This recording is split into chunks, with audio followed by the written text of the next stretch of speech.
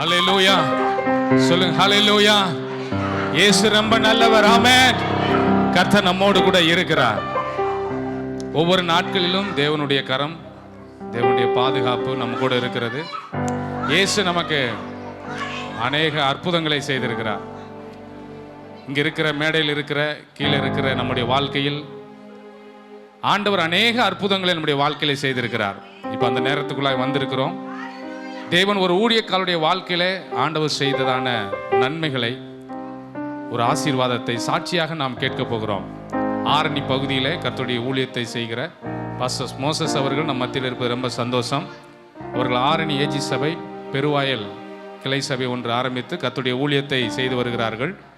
அவர்கள் அவருடைய தாயாருக்கு நடந்ததான ஒரு காரியத்தை சாட்சியாக நம்ம மத்தியில் பகிர்ந்து கொள்வார்கள். இந்த காலகட்டத்தில் மிகவும் தேவையான ஒன்று, இயேசு நமக்கு நல்ல ஒரு சுகத்தை ஆண்டவர் தர வேண்டும்.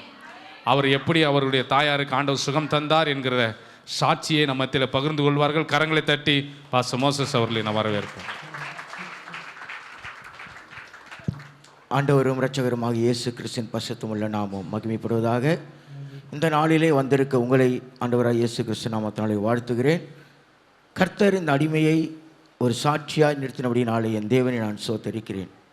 கடந்த மாதம் என்னுடைய குடும்பத்தில் ஒரு கடினமான பாதையாய் அது மாறிப்போன ஒரு நேரம்.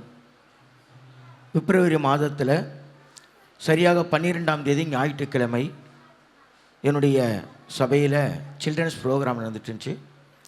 எல்லா சில்ட்ரன்ஸ் ப்ரோக்ராமும் எல்லாம் முடித்து, ஆராதனை சில்ட்ரன்ஸ் ப்ரோக்ராம் எல்லாம் முடித்து எல்லாம் அழகாக நேர்த்தியாக முடிந்தது. பின்பு என்னுடைய மொபைல் எடுத்து நான் பார்க்கும் பொழுது என்னுடைய தம்பிக்கிட்டேருந்து நிறைய கால்ஸ் வந்திருந்தது. என்ன இந்த நேரத்தில் இவங்க கால் பண்ணியிருக்காங்களேன்னு சொல்லிவிட்டு நான் ஃபோன் பண்ணும்பொழுது அம்மாவுக்கு உட முடியல, நீங்கள் வாங்க அப்படின்னு சொல்லியிருந்தாங்க. சரி நான் போனால் எங்கள் அம்மாவுக்கு ஒரு மயக்கம் போன்ற ஒரு நிலை ஏற்பட்டது. எப்படின்னா ஒரு சில நொடிகள் தான், ஒரு 5 நொடி 6 நொடி அவ்வளோதான் இருக்கும். அதுக்கப்புறம் நார்மல் ஆகிடுவாங்க. அப்படி இருந்தாங்க. சரி நான் என்ன செஞ்சேன், என்னோடய அம்மாவை நான் எங்கே கூட்டிகிட்டு வந்துடுறேன், ஆரணி கூட்டிகிட்டு போய்ட்றேன்னு சொல்லி நான் ஆரணிக்கு அவரை அழைத்து வந்தேன்.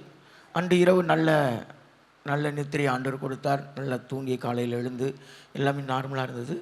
நான் சென்னைக்கு புறப்படும்படியாய், ஒரு வேலை நிமித்தமாக சென்னைக்கு புறப்படும்படியாக நான் புறப்பட்டு கொண்டு மீண்டும் என்னுடைய தாயாருக்கு அந்த பிரச்சனை ஏற்பட்டது. அப்போ அவங்க ஒரு விதமான ஒரு மூச்சு இறைத்த மாதிரி ஒரு சவுண்ட் ஒன்று கொடுத்து அவங்க கீழே விழுகிறதை பார்த்தோம். உடனே இந்த சபையுடைய போதகருக்கு ஃபோன் பண்ணேன். உடனே அவங்க கார் கொண்டு வந்தாங்க. அவங்களை கொண்டு போயிட்டு ஐசிஎஃப், சென்னையில் இருக்க ஐசிஎஃப் ஹாஸ்பிட்டலில் அட்மிட் பண்ணோம். அட்மிட் பண்ணும்பொழுது அவங்க டாக்டர் சொல்லிட்டாங்க, அட்மிட் பண்ண முடியாது, அவங்க நல்லா தானே இருக்காங்க அப்படின்னு சொன்னாங்க. நாங்கள் சொன்னோம், இல்லைங்க இது மாதிரி நடக்குது, இது மாதிரி நடந்துகிட்ருக்கு, அவங்களுக்கு சில நொடிகள் தான் இருக்குது, திரும்பி நார்மல் ஆகிடுறாங்க அப்படின்னு சொன்ன உடனே அவங்க டாக்டர்ஸ் இசிஜி எடுத்தாங்க, இன்னும் சில டெஸ்ட்லாம் எடுத்தாங்க, எல்லாமே நார்மலாக இருக்குது. அதனால் நாங்கள் அட்மிஷன் போட முடியாது, வேண்டுமானால் அப்சர்வேஷனில் வைக்கிறோம், ஈவினிங் வரைக்கும் அப்சர்வேஷனில் வைக்கிறோம், அதன் பின்பு நீங்கள் வீட்டுக்கு கூட்டிகிட்டு போயிடுங்க அப்படின்னு சொன்னாங்க. சரி நாங்களும் அதே போல் சரின்னு சொல்லிவிட்டு அன்று மாலை வரைக்கும் அவங்க அப்சர்வேஷனில் இருந்தாங்க, நார்மலாக இருந்தாங்க. எப்போனா ஒரு சில நொடிகள் அவங்களுக்கு அந்த பிரச்சனை வரும், திரும்பி நார்மல் ஆகிடுவாங்க. டாக்டர் சொன்னாங்க இது ஒன்றும் பிரச்சனை இல்லை, நீங்கள் கூட்டிகிட்டு போயிடுங்கன்ட்டாங்க. சரி நாங்கள் கூட்டிக் கொண்டு நாங்கள் பாதி தூரம் வரோம், திரும்பவும் அம்மாவுக்கு அந்த பிரச்சனை வந்தது. உடனே மீண்டும் அந்த ஹாஸ்பிட்டலுக்கு கூட்டிகிட்டு போயிட்டு அவங்ககிட்ட நாங்கள் கேட்கும் பொழுது டாக்டர், அதில் சீஃப் டாக்டர் என்கிட்ட ஆர்குமெண்ட் பண்ணுறாங்க, நல்லா இருக்கு உங்கள் அம்மா கொண்டு வந்து ஏன் அட்மிட் பண்ண பார்க்குறீங்க அப்படின்னு அவங்க சொல்கிறாங்க. நான் சொல்கிறேன், நாங்கள் ரொம்ப லாங்கில் இருக்கிறோம், அவங்களுக்கு திரும்ப இந்த பிரச்சனை வந்துகிட்டே இருக்குது, இது என்ன பிரச்சனைக்கான என்ன காரணம் அதை கண்டுபிடிங்க அப்படின்னா அவங்களுக்கு எந்த பிரச்சனையுமே இல்லை, நீங்கள் கூட்டிகிட்டு போயிடுங்க. மீண்டும் அவங்க வீட்டுக்கு அனுப்புவதிலேயே குறிக்கோளாக இருந்தாங்க. நாங்கள் என்ன பிரச்சனை என்பதை கண்டறிய வேண்டும் என்று சொல்லி நாங்கள் அதை குறித்தே நாங்கள் பேசிக்கொண்டிருந்தோம். சரி அன்று இரவு அவங்க என்ன பண்ணிட்டாங்க, இன்றைக்கும் நாங்கள் அட்மிஷன் போட மாட்டோம், நைட்டு அப்சர்வேஷனில் இருக்கட்டும், காலையில் நீங்கள் ஓபி போய் அங்கே ப்ராசஸ் என்னமோ நீங்கள் அதை பார்த்துக்கிடுங்க அப்படின்னு சொல்லிட்டாங்க. சரின்ட்டு அன்று நைட்டு அங்கே தான் இருந்தாங்க. மறுநாள் அவங்களுக்கு திரும்ப அந்த ஃபிக்ஸ் வந்ததுனால அந்த ஃபிக்ஸை ஸ்டாப் பண்ணுறதுக்காக மெடிசன் கொடுக்க ஆரம்பித்தாங்க. அதனால் மறுநாள் செவ்வாய்க்கிழமை மாலை நல்லா இருந்தாங்க அம்மா, நாங்களும் நல்லா பேசிகிட்டு இருந்தோம். நான் ஹாஸ்பிட்டல்லேருந்து நான் வீட்டுக்கு கிளம்பி வரணும் அப்படின்னு சொல்லும்பொழுது கொஞ்சம் லேட் ஆகிடுச்சு. அவங்க சொன்னாங்க, ஏன்பா நேரத்துக்கு போக போகிறீங்க, நீங்கள் காலையில் போங்கன்னு சொன்னாங்க.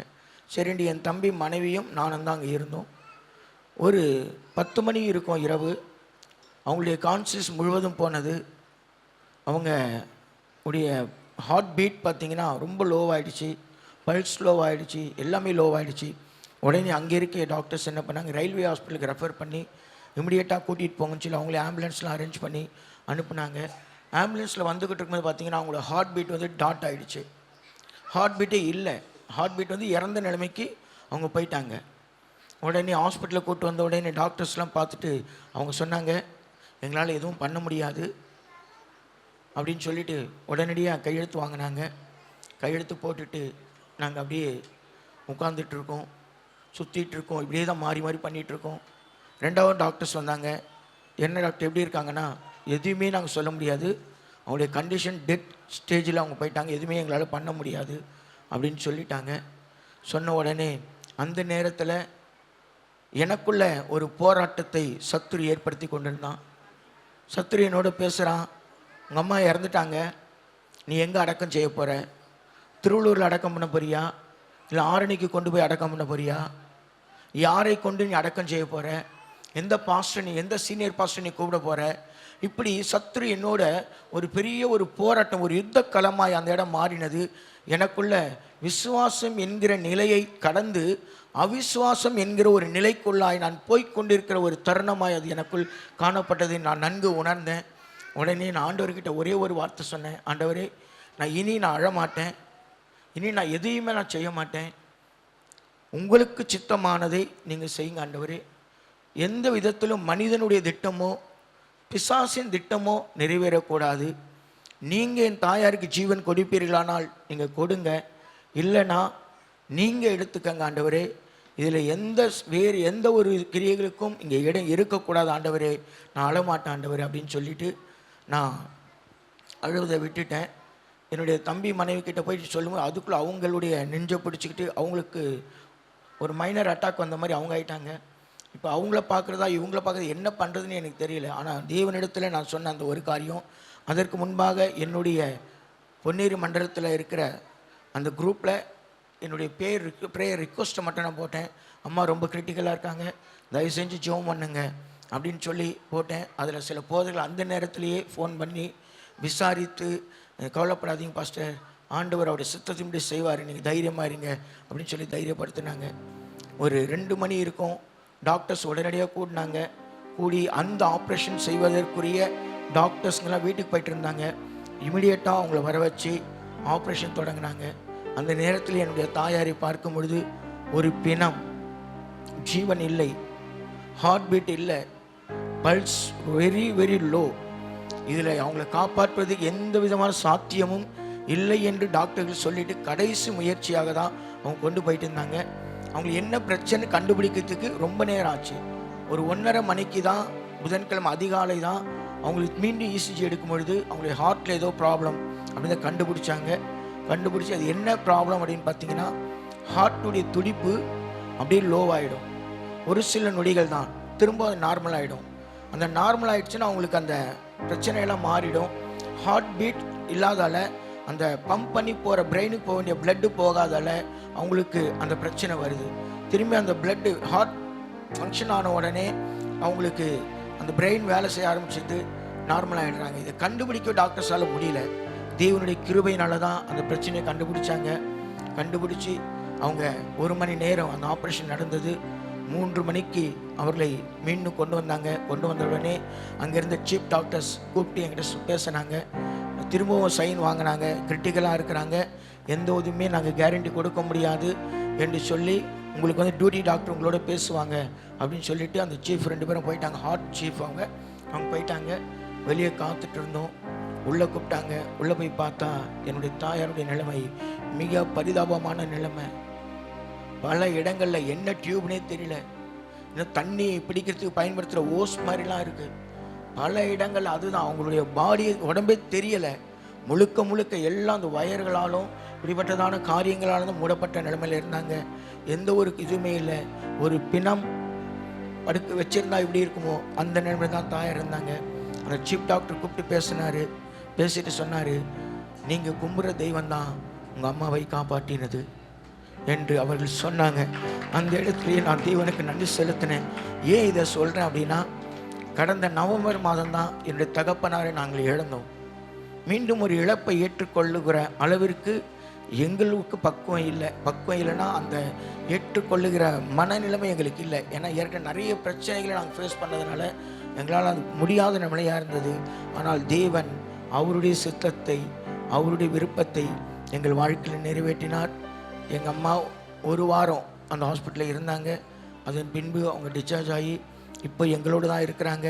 கர்த்தருடைய பெரிதான கிருபையினால் நல்ல சுகத்தோடு, நல்ல ஆரோக்கியத்தோடு, நல்ல பலத்தோடு தேவன் அவர்களை கொண்டு வந்தார்.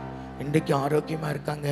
இது யாராலனா எந்த மருத்துவராலையும் கிடையாது, எந்த விதமான நபர்களாலையும் கிடையாது. ஆண்டவராக இயேசு கிறிஸ்து ஒருவர் மாத்திரம்தான் என் தாயார் இன்றைக்கு ஜீவனோடு வைத்திருக்கிறார். எனவே உங்கள் வாழ்க்கையிலையும் நீங்கள் எந்த நிலைமைக்கு போனாலும், உங்களோடு சத்துரு போராடினாலும், மனிதர்கள் போராடினாலும் கவலைப்படாதீங்க. கர்த்தர் மேலே நம்பிக்கையாக இருங்க. விசுவாசிக்கிறவனுக்கு எல்லாம் கூடும்னு சொன்னபடியா அவரை நம்புகிறவர்களை அவர் ஒரு நாளும் வெட்கப்படுத்துவதில்லை. அவரை நம்புகிறவர்களை அவர் ஒரு நாளும் கைவிடுகிறவரில்லை. அவரை மட்டும் நடத்தினார், இனிமேலும் நடத்த வல்லவராக இருக்கிறார். எனவே அவருடைய நாமம் மகிமைப்படுவதாக. இன்னும் அநேக சாட்சிகளை கர்த்தர் எனக்குள் வைத்திருக்கிறார். ஆனால் இந்த நாளிலே இது உங்களுக்கு பிரயோஜனமாக இருக்கும் என்று விசுவாசிக்கிறேன். தேவனுடைய பரிசுத்தமுள்ள நாமம் மகிமைப்படுவதாக. ஆமென். கரங்களை தட்டி நான் நன்றி செலுத்துவோம் ஆண்டவருக்கு. ஹல்லேலூயா. இயேசு ரொம்ப நல்லவர், நம்முடைய வாழ்க்கையில் அற்புதங்களை செய்கிறவர். ஆமென். பாஸ்டருடைய குடும்பத்தில் அப்படிப்பட்ட சூழ்நிலைகள் எங்களுக்கு நன்றாக தெரியும். ரொம்ப கடினமான சூழ்நிலைகள் தான். அந்த நேரத்தில் ரொம்ப அவங்க மனதில் ரொம்ப அழுகையோடு, வேதனையோடு எங்களிடத்தில் சில காரியத்தை பகிர்ந்து கொண்டாங்க. எங்களால் முடிந்த வார்த்தை ஒன்று, ஜெபம் நாங்கள் செய்கிறோம், இயேசுவால் சுகமாக்க முடியும் என்று சொன்னோம். ஹல்லேலூயா. தாயார் அவர்களை கர்த்தர் நல்ல சுகப்படுத்தினார். கர்த்தருடைய